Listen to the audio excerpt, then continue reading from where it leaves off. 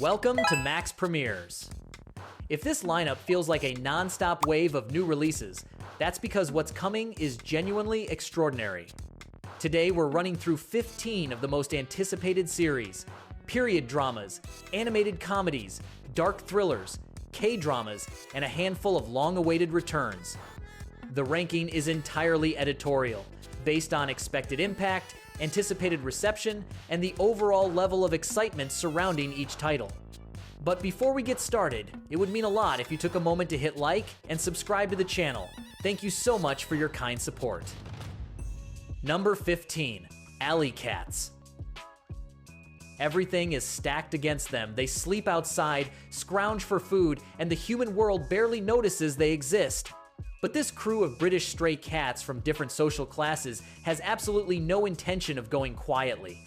Ricky Gervais, the creator of The Office and Afterlife, brings his signature pitch-black, unfiltered humor to adult animation with a 6-episode series about a pack of mouthy, existentially broken cats navigating a city that would rather look past them. While they search for companionship and some fleeting sense of meaning, they cause absolute chaos with the casual confidence of creatures who have nothing left to lose. Early reactions to the trailer split the room. Admirers of Gervais's uncomfortable, acidic comedy are thrilled, while others suspect the raw tone will be a bit too much. And honestly, that tension is kind of the whole point. At 15 minutes per episode, this is the strangest and most compact release of the month, but it's backed by a creative voice that never leaves audiences feeling nothing. Whether you love it or push back hard against it, you'll definitely feel something. Number 14, Four Hands, Two Sonatas. Kang Bio has never lost. Top of his class, top in every performance ranking, top in anything measurable. The issue is that piano stopped feeling like art a long time ago. It became a machine for winning rather than a form of genuine expression. Everything shifts when Choi Jong-yo arrives at the elite conservatory, a musician who plays from pure instinct and raw emotion, without the flawless technique, but with something Bio has completely forgotten how to access. This new Korean drama takes artistic rivalry seriously, not as backdrop, but as the actual engine driving the story.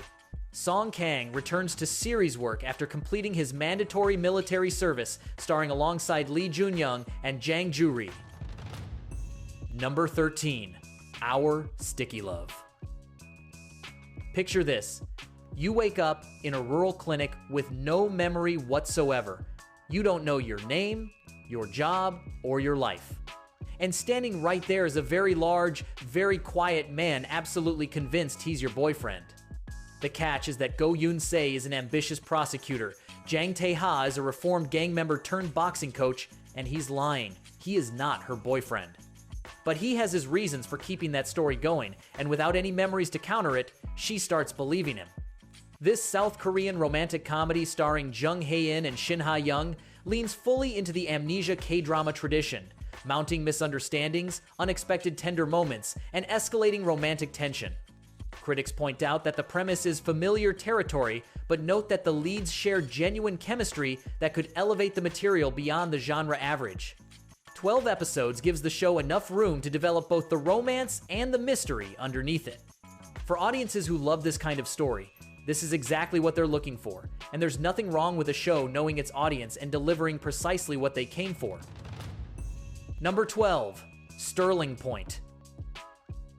Annie Jacobson is 17 years old, raised in New York City, and has just inherited a lake island in Ontario from a grandfather she never really knew.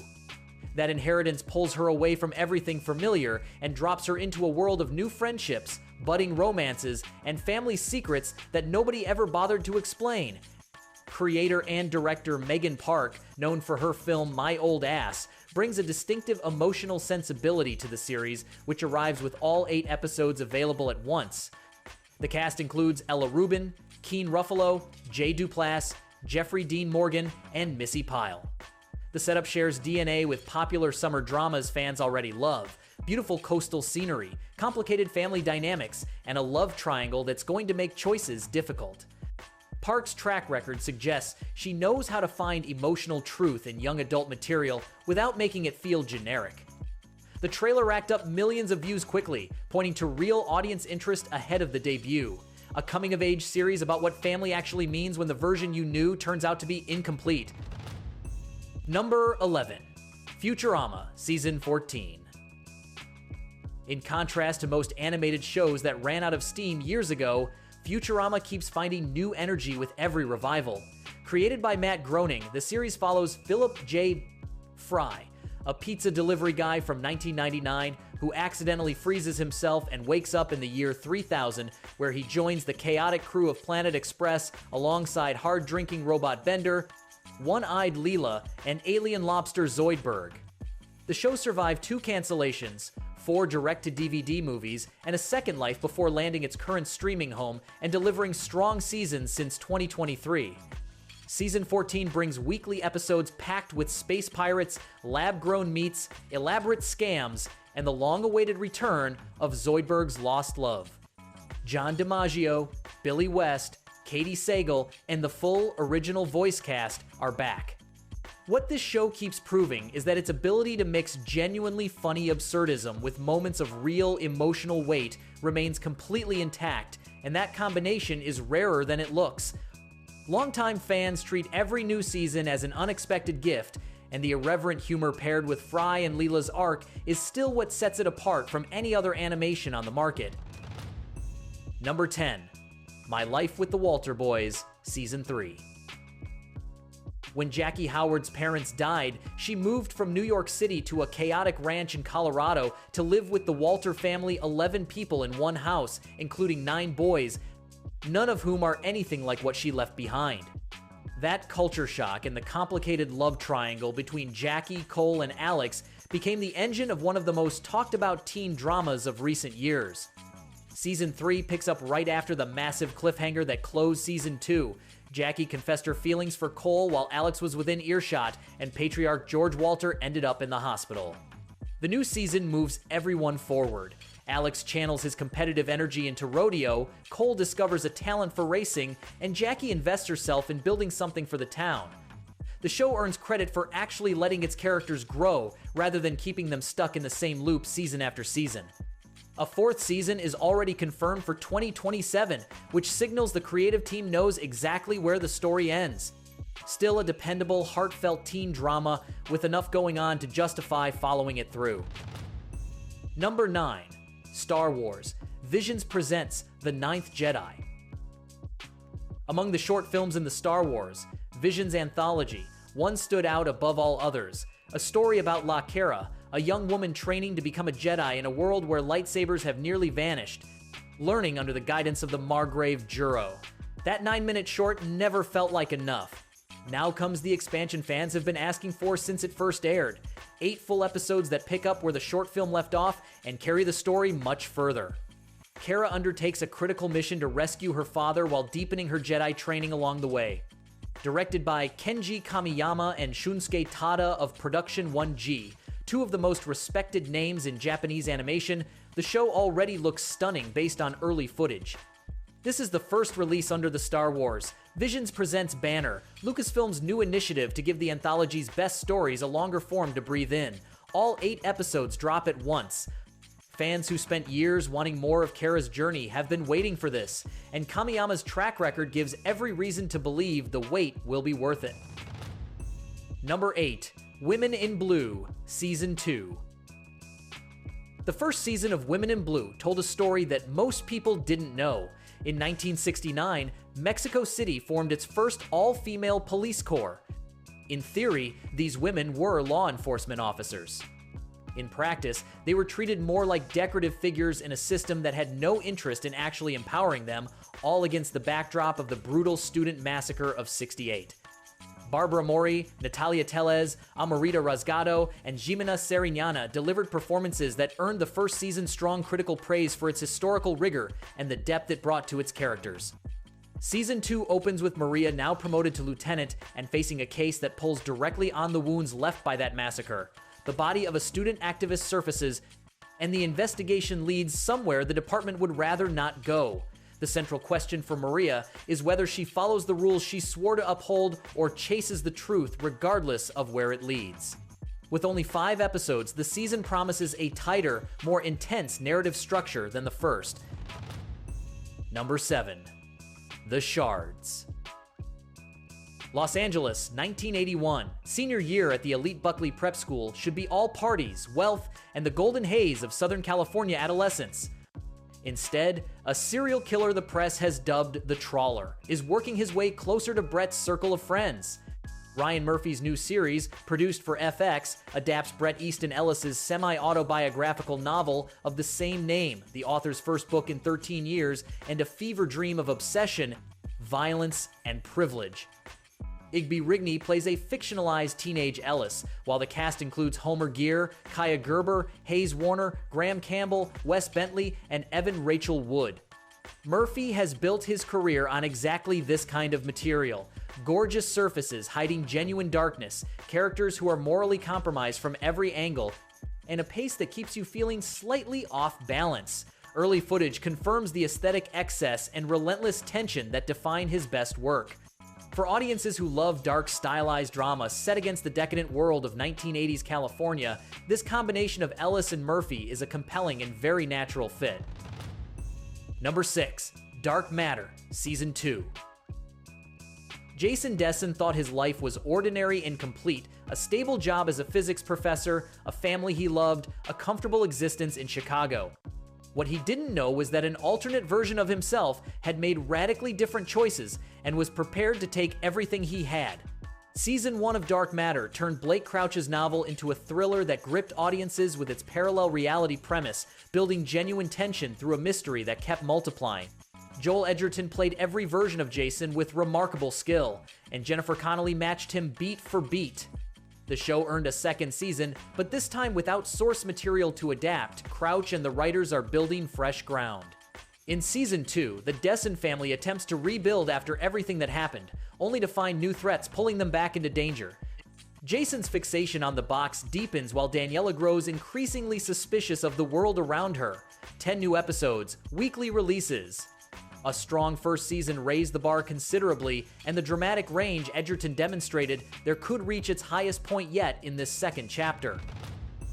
Number 5. Outer Banks, Season 5. Outer Banks launched in 2020 and quickly became one of the most reliably watched franchises for younger audiences, appearing 25 times on the English-language top 10 chart at its streaming home. The show follows the Pogues, John B., Sarah, Kiera, Pope, and Cleo, a group of working-class teenagers from North Carolina's Outer Banks who keep getting pulled into treasure hunts, family betrayals, and class warfare with the wealthy kooks on the other side of the island. 5 seasons later, the Pogues are at their absolute breaking point.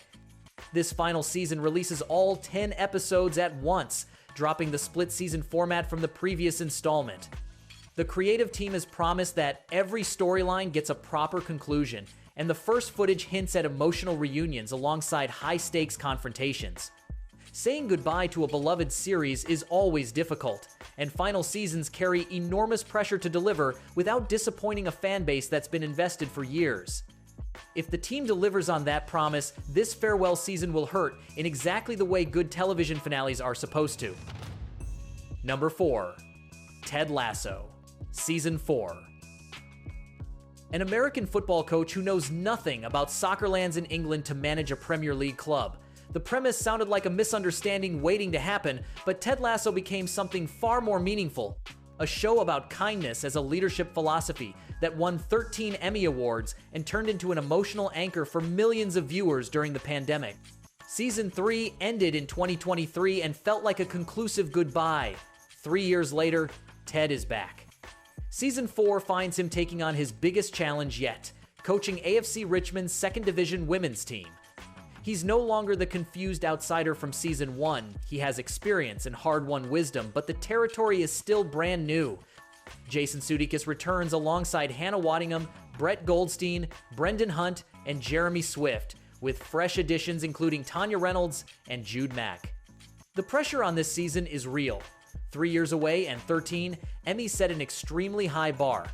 Early indicators suggest the women's team setting might be exactly the fresh start this show needed to keep growing without repeating itself. Number 3. Lanterns. A murder in the American heartland that nobody can solve. Not local law enforcement, not federal agencies. That's when the Lanterns arrive. This is James Gunn's rebooted DC Universe's biggest television bet of the year, and the most honest comparison isn't to other superhero shows, it's to True Detective. Two Green Lanterns, veteran Hal Jordan and rookie Jon Stewart, are assigned to investigate a killing that turns out to have layers nobody anticipated, and what they uncover threatens to destabilize something far deeper than a single criminal case. Kyle Chandler, one of the most reliable actors in American television, plays Jordan. Aaron Pierre, who broke through in 2024, is Stewart. They're joined by Kelly MacDonald, Nathan Fillion reprising Guy Gardner from the Superman film, Laura Linney, Garrett Dillahunt, and Evan Rachel Wood. 8 weekly episodes in the Sunday prestige drama slot the format reserved for a network's most important productions. Advanced footage generated the highest anticipation of any show this season, and the weekly episodic release signals this is a serious bet, not a quick binge drop. Number 2. Reacher, Season 4. Jack Reacher doesn't need much introduction. A former military police investigator built like a freight train who drifts through the country, keeps his life minimal, and never goes looking for trouble even though trouble finds him every single time. The series turned into one of the most watched shows in streaming history, with over 54 million households tuning into Season 3 in its opening weeks alone. Season 4 adapts Lee Child's 13th novel, Gone Tomorrow, launching with a moment Reacher simply can't walk away from. On a New York subway car, he witnesses what appears to be a suicide, and the woman turns out to be a Pentagon staffer caught up in a geopolitical conspiracy that reaches all the way to the top of American political power. Alan Ritchson is back and calling this the most intense season the show has produced. 3 episodes drop on premiere day, with new installments released weekly through the finale on September 16th. A 5th season was already renewed before this one even airs. Reacher remains the most reliable and consistently strong action franchise in streaming today. Number 1. 100 Years of Solitude, Part 2. Macondo was born as a utopia, a town carved from the jungle by José Arcadio Buendia and Ursula Iguaran, cut off from the world, blessed with magic, and cursed with solitude from the very first day.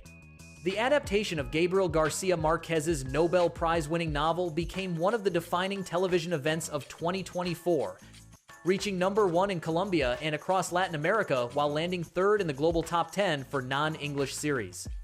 This second and final chapter picks up the Buendia story as Macondo can no longer stay isolated. The railroad arrives, followed by the banana company, and with them comes inevitable decay. Each new generation of the Buendia family repeats the patterns of the one before it, and the curse Ursula always feared begins making itself visible in ways that genuinely hurt. 7 episodes arrive on August 5th, followed by a feature-length grand finale on August 26th, directed by Laura Mora as an extended closing chapter, almost a full film. For those who loved the first part, this is the conclusion it deserves. For anyone who hasn't seen it yet, Garcia Marquez's novel is one of the most important works any Latin American author ever produced, and this production honors it fully. And that's a wrap on this exciting journey together. Thank you for spending your time with us through all of this content. It genuinely means a lot. This selection has something for everyone. Drama, comedy, science fiction, and productions that fans have been waiting years for. If you enjoyed this video, don't forget to leave a like, subscribe, and hit the bell icon so you never miss our next videos. We're committed to bringing you the best in entertainment, with recommendations that are truly worth your time. Until next time, and thank you for being part of our community.